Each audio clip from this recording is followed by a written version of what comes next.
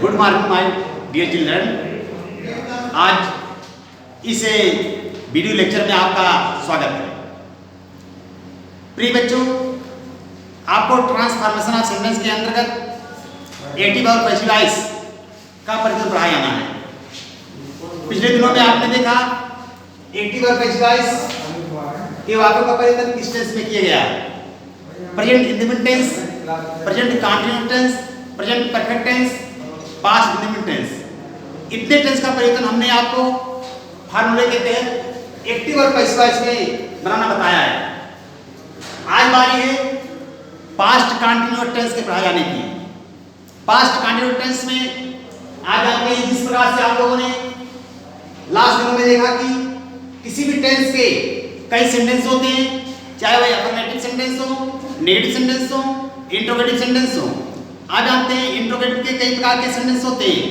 उन सेंटेंस को passive voice में बदलते समय फार्मूले का प्रयोग करके आप वाक्य को पैसिव वॉइस बनाते हैं। जैसे देखना है कि पास्ट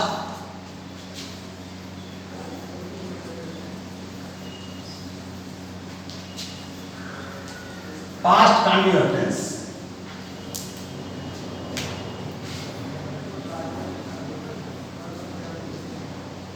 जब एक्टिव वॉइस का वाक्य पास्ट कंटीन्यूअस टेंस में रहता है तो उसे पैसिव वॉइस बदलते समय हम सहायक क्रिया के रूप में सब्जेक्ट के अनुसार was being, were being plus MD third form का प्रयोग करके वाक्य हल करते हैं। पूर्व के दिनों में आपने देखा कि उसी प्रकार से आपको पास्ट कंटीन्यूअस टेंस में हल करना है क्वेश्चन को। कहने का मतलब सब्जेक्ट के अनुसार सहायक क्रिया वाज या were plus being plus MD third form का प्रयोग करके वाक्य पैसिव वॉइस बनाया जाता है। जैसे उदाहरण, यू वेयर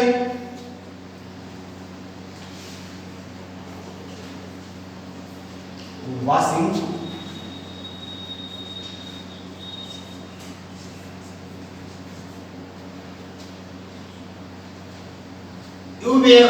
your clothes। ये आपका अफर्मेटिव सेंटेंस है। आप सभी को बताया जा चुका है कि आने वाले अफर्मेटिव सेंटेंस के अंतर्गत इसमें जो ऑब्जेक्ट होता है उसे आपको पैसिव वॉइस बदलते समय सब्जेक्ट बनाते हैं। सब्जेक्ट के अनुसार आप सहायक क्रिया का प्रयोग करके वाक्य हल करते हैं। Next,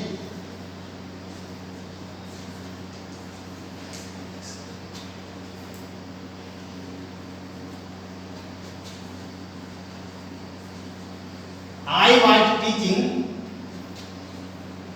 English in class 12। ये दो बात आप कह रहे हैं अफर्मेटिव सेंटेंस की।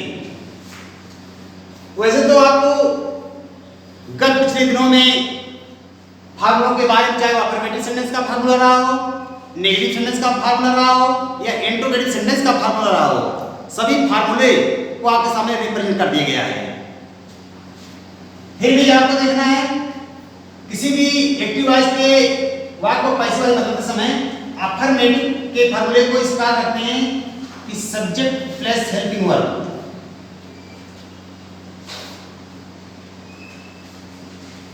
वाज, वेयर, बीइंग,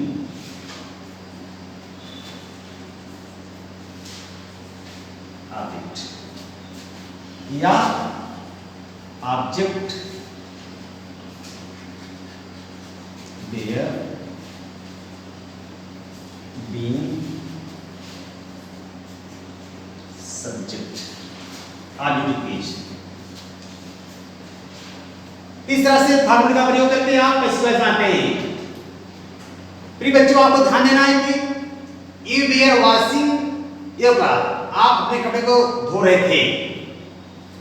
आज जानते आने वाले किसी भी एक्टिव वॉइस के वाक्य में सबसे पहले हम देखते क्या है, ऑब्जेक्ट देखते हैं। ऑब्जेक्ट निकालने के लिए हम क्या का प्रयोग कर देते हैं, क्रिया से पहले जब हम क्या का प्रयोग करते हैं तो उसका उत्तर जो निकलता है उसे हम ऑब्जेक्ट कहते हैं। तो योर क्लॉथ जो पैसिव वॉइस के वाक्य में हम क्या बनाते हैं? सब्जेक्ट बना लेते हैं। Your clothes were being washed by you. Next,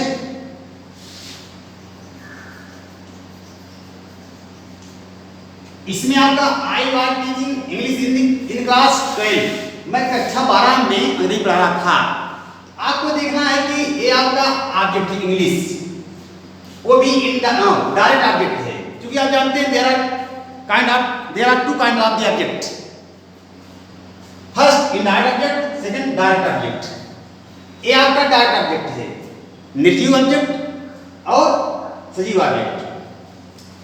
यदि सजीव या निर्जीव ऑब्जेक्ट किसी एक सेंटेंस में होते हैं तो हम चाहे जो चाहते हैं उसे सब्जेक्ट मान लेते हैं, उसी सब्जेक्ट के अनुसार आपकी सामग्री का प्रयोग करते हैं। जैसे English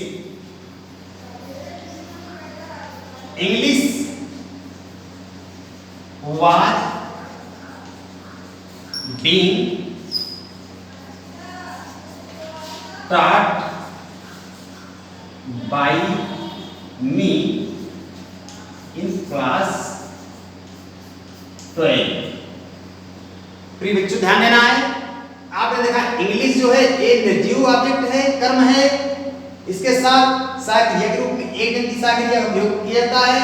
English was being taught by me in class 12। कक्षा में मेरे द्वारा अंग्रेजी पढ़ाया जा रहा था या पढ़ाई जा रही थी। नेक्स्ट, ये रहा आपका अफर्मेटिव सेंटेंस का नियम। अब आपको देखना है नेगेटिव सेंटेंस। आपको भली भांति बताया जा चुका है कि जिस तरह से अफर्मेटिव सेंटेंस का परिवर्तन होता है, ठीक उसी प्रकार से नेगेटिव सेंटेंस का परिवर्तन होता है। कहने का मतलब केवल सहायक क्रिया के बाद नॉट का प्रयोग करके वाक्य हल किया जाता है। यदि वाक्य होते हैं इसमें सहायक क्रिया के रूप में वाज बीइंग और बेयर बीइंग का प्रयोग हुआ है। ऐसी दिशा में बेयर बीइंग और वाज के बीच या बेयर के बीच नॉट का प्रयोग कर देने से आपका वाक्य नेगेटिव बन जाता है। प्रिय बच्चों नोट करिए, आने वाले दिनों में डेली आप अभ्यास करते रहिए, पढ़ते रहिए, ताकि हम लोगों की मेहनत जो है हम लोगों के लिए रंग लाए। Next,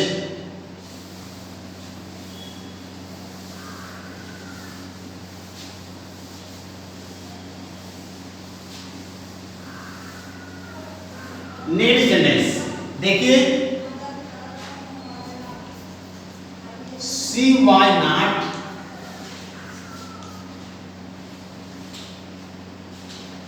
she was not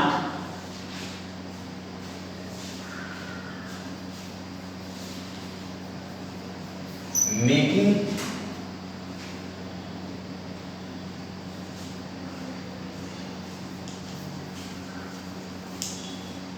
chair।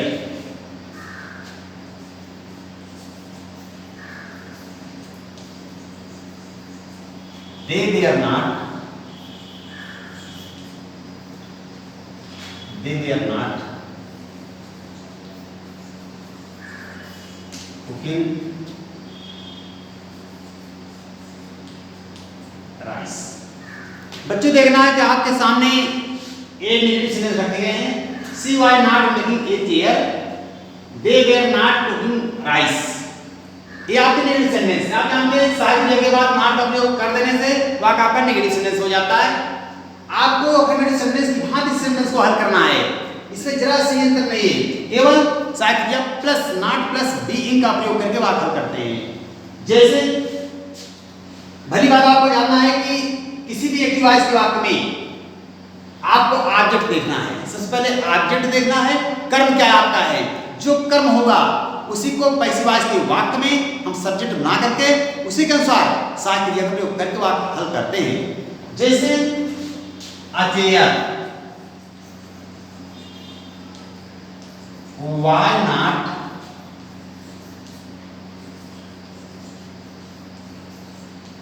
being made by her. Second, rice was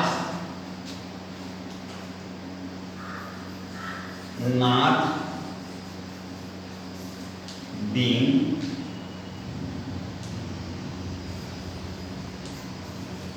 cooked bye them. ये रहा नेगेटिव सेंटेंस।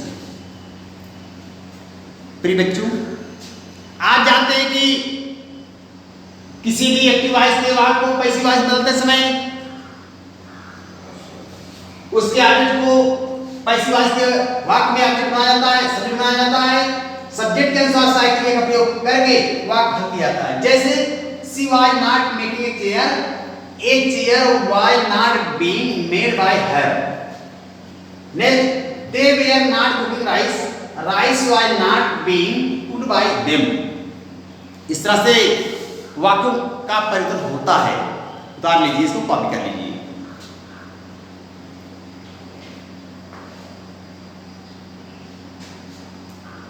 नेक्स्ट,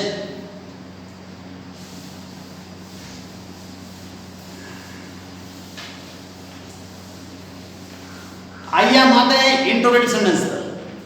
आप जानते हैं किसी भी टेंस के अंतर्गत अफर्मेटिव, नेगेटिव, इंट्रोगेटिव, नेगेटिव और इंट्रोगेटिव सभी प्रकार के सेंटेंस आते हैं।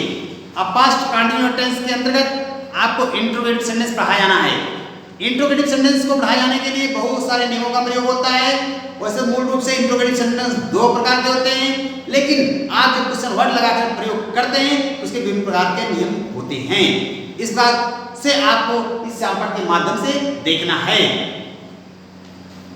आप जानते हैं इट इज फर्स्ट रूल, जब एक्टिव वॉइस के वाक्य की शुरुआत किसी टेंस की सहायक क्रिया से होती है या हेल्पिंग वर्ब से होती है, ऐसे वाक्यों को पैसिव वॉइस में बदलते समय इसका क्या रूल है आप सामने देखिए।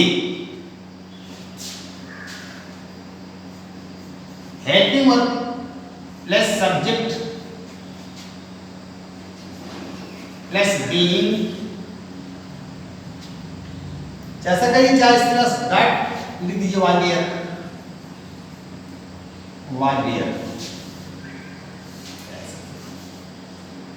Subject plus was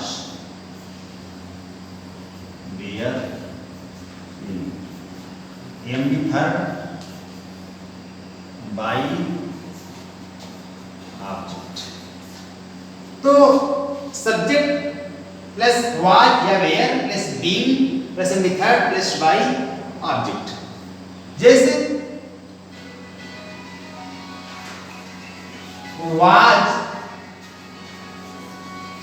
Sita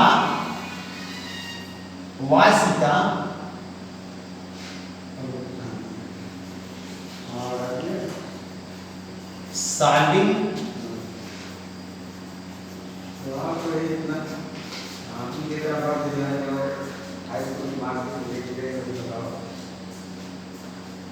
was Sita solving these questions. Second, where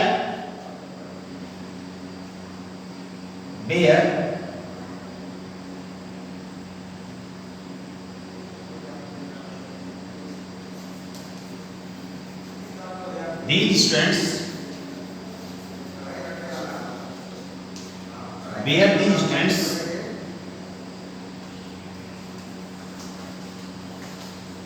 reading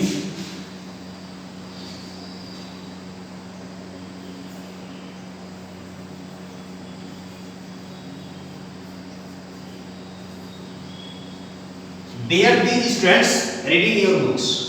क्या एक विद्यार्थी आपकी पुस्तकें पढ़ रहे थे? ये आपका इंट्रोगेटिव सेंटेंस का पहला प्रकार। आपको देखना है कि फर्स्ट क्वेश्चन के अंतर्गत was Sita solving these questions रखा गया है कि क्या सीता इन प्रश्नों को हल कर रही थी। अब आपको पैसिव वॉइस बदलते समय ध्यान देना है कि यद्यपि किसी डिवाइस की शुरुआत किसी टेंस की सहायक क्रिया से होती है, तो ऐसे में पैसिव वॉइस में बदलते समय हम सहायक क्रिया को ही शुरू में रखते हैं। लेकिन सब्जेक्ट को देखकर यद्यपि हमारा सब्जेक्ट सिंगुलर नंबर का होता है, तो सिंगुलर नंबर की सहायक क्रिया, यद्यपि प्लूरल नंबर का होता है, प्लूरल नंबर की सहायक क्रिया रखते हैं। जैसे वाई, अब यहाँ आपको देखना है दीज क्वेश्चंस है, ऑब्जेक्ट है।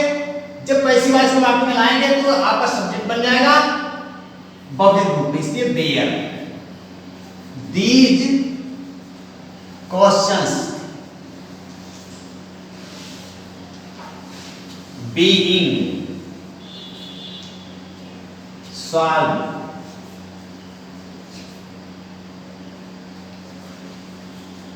by Sita. Where these questions being solved by Sita. Next, where your books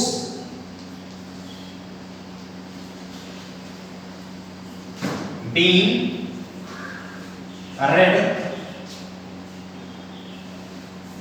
by these students.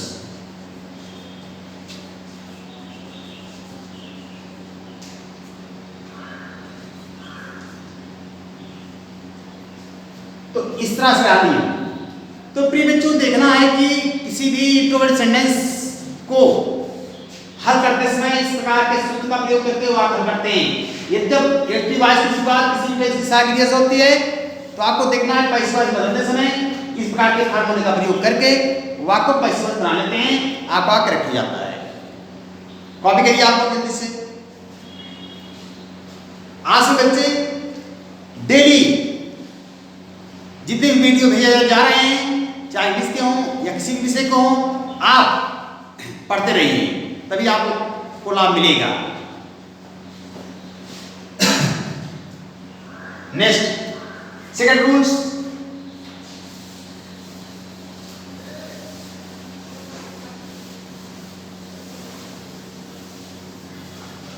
Second rule के अंतर्गत जब किसी एक्टिव वॉइस के बाद की शुरुआत किसी क्वेश्चन वर्ड से होती है, व्हेयर, व्हेन, हाउ इत्यादि होती है, तो पैसिव वॉइस बदलते समय ऐसे क्वेश्चन वर्ड में कोई परिवर्तन नहीं करते हैं।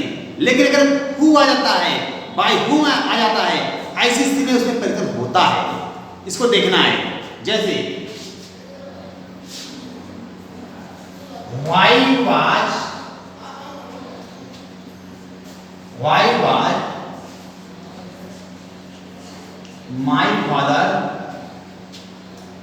was my father eating meat? Why was my father eating meat? मेरे पिता जी गोश्त क्यों खा रहे थे?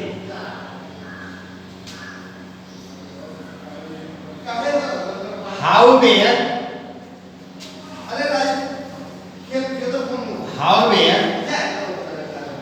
they reading the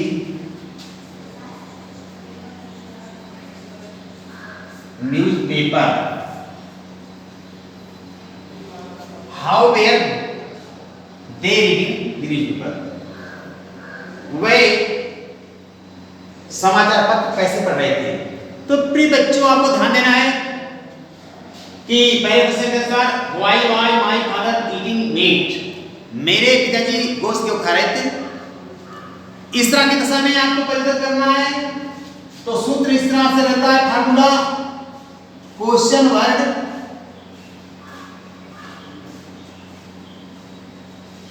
plus helping verb में was there,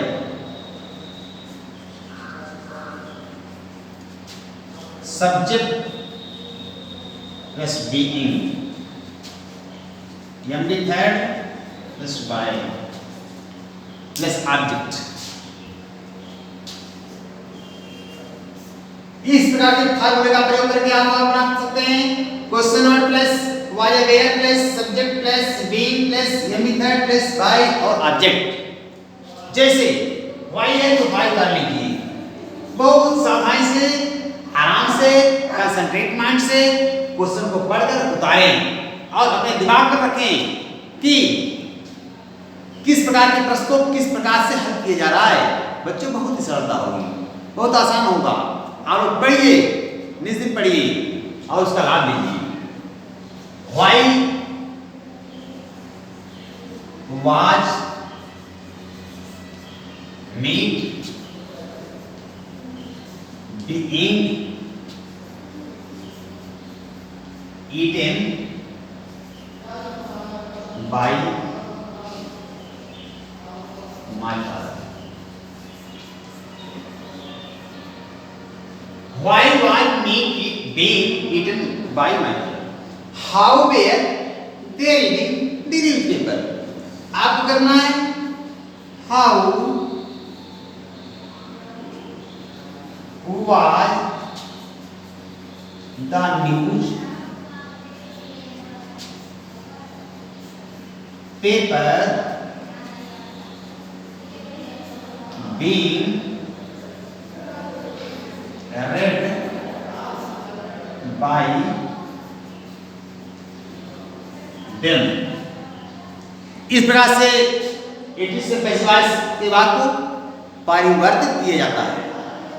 आज सभी बच्चे घर पर रहकर कोविड-19 से होने वाले खतरों से बचकर अभ्यास करते रहिए। हमारी शुभकामनाएं आप लोगों के साथ हैं और लोग पढ़ते रहें। कॉपी करिए आप लोग।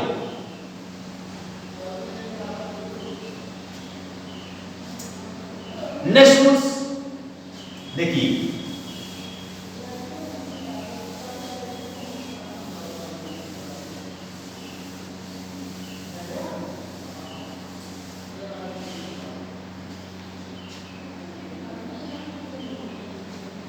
जब एक्टिव वॉइस के वाक्य की शुरुआत ऐसे क्वेश्चन वर्ड से होती है, हु से होती है, बाय या हुम से होती है, ऐसी दिशा में पैसिव वॉइस बदलते समय हु को बाय हुम में करके वाक्य को हल किया जाता है।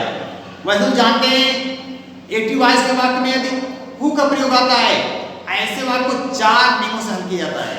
फिर बच्चों आप लोगों को बताया जा चुका है कि ऐसे वाक्य जब किसी एक्टिव वॉइस के वाक्य की शुरुआत हु से होती है तो उसका बाय हुम में परिवर्तन करके उस वाक्य को हल किया जाता है। लेकिन अगर बाय हुम में उसका परिवर्तन नहीं करते हैं तो भी 4 नियमों से हल किया जाता है। आपको पहले ही बताया जा चुका है। For example,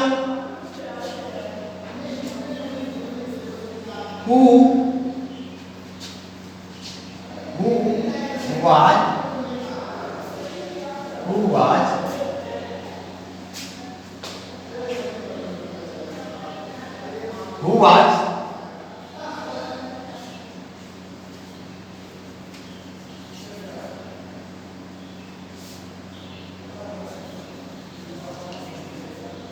teaching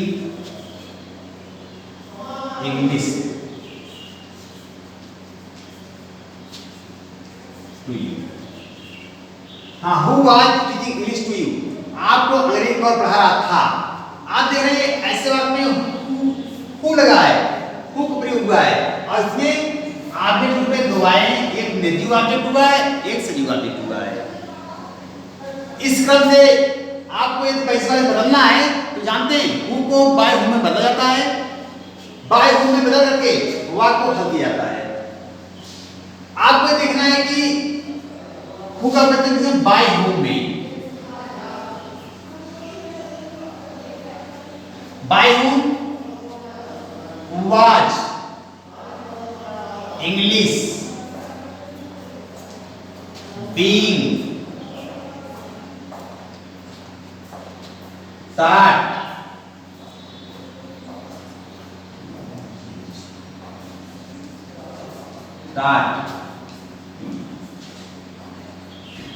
yes, who was teaching English to you को पैसिव वॉइस बदलना है तो हु का परिवर्तन बाय हुम में कर दिया जाता है। सहायक क्रिया सब्जेक्ट को देखकर किया जाता है। इसका नंबर है, इसलिए वाज प्रयोग किया गया। और सब्जेक्ट के बाद बी का प्रयोग प्लस मुक्त क्रिया का थर्ड फॉर्म का प्रयोग करके वाक्य कर दिया जाता है। प्रिय बच्चों, ये ध्यान देने की बात है, आने वाले किसी भी एक्टिव वॉइस के वाक्य में यदि हु का प्रयोग आता है तो पैसिव वॉइस बदलते समय उसे हम बाय हु में बदल देते हैं। यद्यपि आप पैसिव वॉइस नहीं बदलते हैं, समझिए, यद्यपि आप बाय हु में नहीं बदलते हैं, फिर भी आप हु का प्रयोग हु उधार लेते हैं, इसके बाद जाकर लास्ट में बाय हु प्रयोग करके वाक्य कर लेते हैं, आपका करेक्ट हो जाता है। इस तरह से आपका यह चल रहा था पास्ट कंटिन्यूअस टेंस के अंतर्गत आने वाले ऐसे सेंटेंस, चाहे वह अफर्मेटिव सेंटेंस होते हैं, चाहे नेगेटिव सेंटेंस होते हैं, चाहे इंट्रोगेटिव सेंटेंस होते हैं, चाहे इंट्रोगेटिव और नेगेटिव सेंटेंस होते हैं, इस प्रकार से इस सभी वाक्यों का एक्टिव से पैसिव वॉइस में परिवर्तन किया गया। आपको भली भांति बताया जा चुका है कि किसी भी एक्टिव वॉइस से पैसिव वॉइस, किसी भी एक्टिव वॉइस के बाद को पैसिव वॉइस बदलते समय सारे फार्मूले को आपके सामने रिप्रेजेंट कर दिया गया है। कोई फार्मूला ऐसा नहीं बचा है कि जिसके माध्यम से आप किसी क्वेश्चन को हल ना कर सकें, बल्कि जो भी फार्मूले आपके सामने रखे जा चुके हैं, सभी फार्मूलों का प्रयोग करके आने वाले किसी भी डिफिकल्ट सेंटेंस को आप आसानी से हल कर सकते हैं। इस प्रकार से ये आपका पास्ट कंटिन्यूअस टेंस हुआ।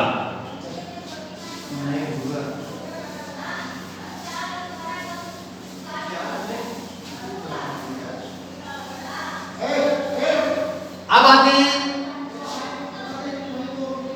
Past perfect tense.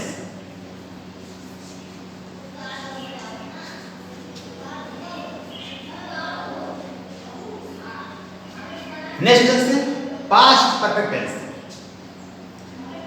आज जानते हैं पास्ट परफेक्ट टेंस। इस टेंस के अंतर्गत कार्य पूरी तरह से पूर्व में समाप्त हो चुका होता है। आज जानते हैं जब एक्टिव वॉइस के बाद पास्ट परफेक्ट टेंस में होता है। प्रिय बच्चों, ध्यान देने की बात है कि जब एक्टिव वॉइस के बाद पास्ट परफेक्ट टेंस में होता है तो पैसिव वॉइस, तो उसे पैसिव वॉइस बदलते समय सहायक क्रिया के रूप में हैड बीन का प्रयोग करके वाक्य हल करते हैं। वैसे तो आप पहले ही जान चुके हैं कि पैसिव वॉइस का जो वाक्य बनता है उसके साथ हमेशा मुख्य क्रिया का थर्ड फॉर्म प्रयोग होता है। तो इस प्रकार से एक्टिव वॉइस से पैसिव वॉइस में बदलते समय सहायक क्रिया के रूप में had been plus MB third form का प्रयोग करके वाक्य हल किया जाता है। जिस तरह से आप लोगों ने देखा कि आने वाले टेंस, पढ़ाए गए टेंस के अनुसार सभी टेंस के कई भाग होते हैं, अफर्मेटिव, नेगेटिव, इंट्रोगेटिव, नेगेटिव और इंट्रोगेटिव सभी। इस प्रकार से इस पास्ट परफेक्ट टेंस के अंतर्गत वाक्य पढ़ाए जाने हैं। आइए देखते हैं affirmative sentence. You had destroyed, D-I-S-T-R-O-Y, these things.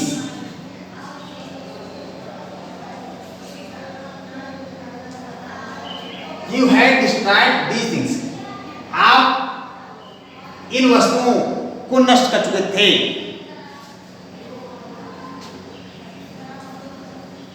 They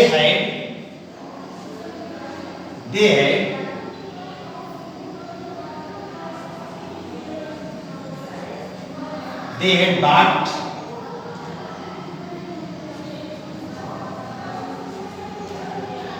those mangoes। इस प्रकार का आपके सामने दो एग्जाम्पल रखे गए हैं।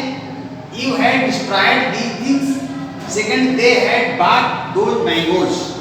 इसका परिवर्तन आपको करना है पैसिव वॉइस में। these things जो है ये आपका ऑब्जेक्ट है, सब्जेक्ट बनाना है, तो आप लाएंगे these things where, this पढ़िए, these things had been destroyed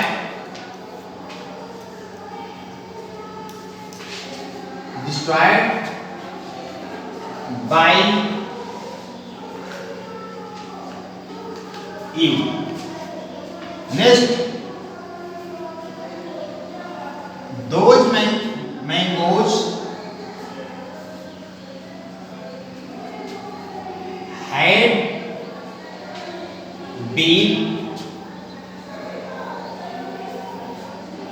bought by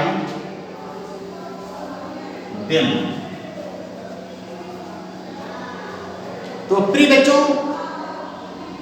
किसी भी एक्टिव वॉइस के अफर्मेटिव सेंटेंस को ठीक इसी प्रकार से हल किया जाता है जैसा कि अभी पूर्व में आपको फॉर्मूले के द्वारा बताया गया। इस प्रकार से आज आपके सामने पास्ट कंटिन्यूअस और पास्ट परफेक्ट टेंस के कुछ भागों को पढ़ा गया। इस प्रकार के पढ़ाए गए इस भागों को आप मेहनत करके इब्जार करिए और उसे सीखिए। सीख जाने के बाद आपको अपने भविष्य में काम आएगा। इसी के साथ बहुत बहुत धन्यवाद। अगले वीडियो में हम पुनः शुरुआत करेंगे। धन्यवाद।